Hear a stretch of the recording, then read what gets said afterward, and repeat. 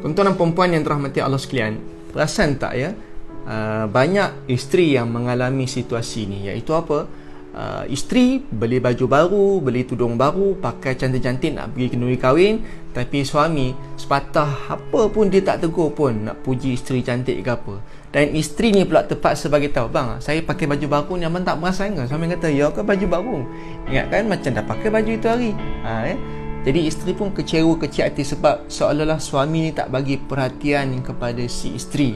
Ya, seolah depan mata pakai cincin cantik, tak nampak orang lain boleh puji cantik, tapi isteri sendiri tak puji pula, ya. Jadi perkara ni sering berlaku. Jadi saya nak sebut dekat sini tuan-tuan sekalian, kenapa perkara ni berlaku kepada kebanyakan lelaki. Pertama, tuan-tuan sekalian, sel otak lelaki dan perempuan itu tak sama. Ya. Lelaki kalau sebut tentang kenduri kahwin, objektif kenduri kahwin tu ialah aku pergi sebab ini tanggungjawab aku, nak jumpa saudara mara, nak mengeratkan silaturahim. That's all, tu je. Itulah objektif bila dia nampak tentang kenduri kahwin. Dia tak fikir lain. Dia tak fikir tentang baju, dia tak fikir apa. Dia fikirlah kenduri kahwin ni ialah benda penting, tanggungjawab, kena pergi jumpa mak, ayah, pakcik, saudara mara dan sebagainya.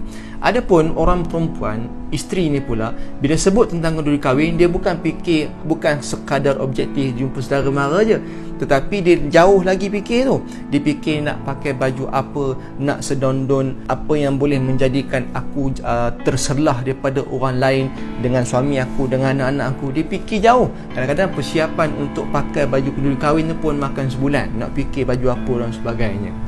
Tengok beza sel otak lelaki dan perempuan tu memang tak sama. Objektif cara pandang dia tu lain. Yang kedua, kenapa perkara ini berlaku tuan-tuan sekalian, iaitu disebabkan struktur mata lelaki dan perempuan tu memang tak sama. Ini saya baca ada satu kajian yang ditulis oleh seorang saintis namanya Edwin Lefford. Dia disebutkan bahawa retina mata lelaki dengan perempuan itu tak sama. Ini boleh tanya doktor pakar mata lah ya. Orang lelaki retinanya lebih tebal daripada orang perempuan. Maksudnya dekat sini apa tuan-tuan sekalian? Orang lelaki mata dia melihat pada objek yang jauh dan dia lebih fokus dan lebih suka kepada objek yang bergerak-bergerak. Sebab itu orang lelaki suka tengok bola sepak. Dia duduk kat stadium jauh, bola tu kecil je, tapi dia boleh tengok, dia boleh fokus sebab mata dia suka kepada benda yang bergerak walaupun objek tu jauh. Sebab tu orang perempuan jarang pergi stadium. Ada tapi tak ramai. Dan orang perempuan banyak yang tak minat bola sebab dia tak suka melihat benda-benda yang bergerak ni. Ya. Sebab tu, dan yang kita tengok juga orang lelaki dalam kalau parking kereta lebih cekap daripada orang perempuan. Sebab apa? Orang lelaki senang nampak pada jarak yang jauh, dia boleh agak mata dia lebih fokus berbanding dengan orang perempuan. Orang perempuan ya, nak parking pun susah. Kebanyakannya macam tu. Bukan kata orang perempuan ni tak ada yang pandai parking, dan ramai yang susah nak mengagak dalam bab parking kereta ni. Baik. Dan kita tengok pula orang perempuan, tuan-tuan sekalian, mata orang perempuan ni dia lebih berupaya untuk membezakan warna-warna yang halus pada objek yang statik.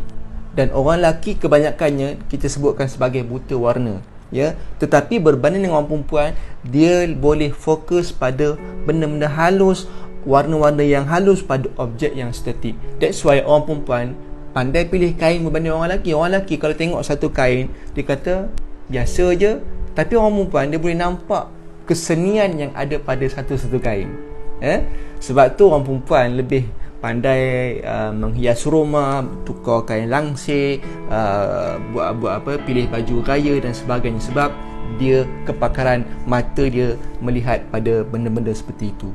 Kesimpulannya dekat sini tuan-tuan sekalian, isteri-isteri yang berhadapan dengan situasi ini, jangan kecil hati, jangan kecewa. Anggaplah ia satu perkara yang normal kerana Allah menciptakan lelaki itu berbeza dengan orang perempuan, ya.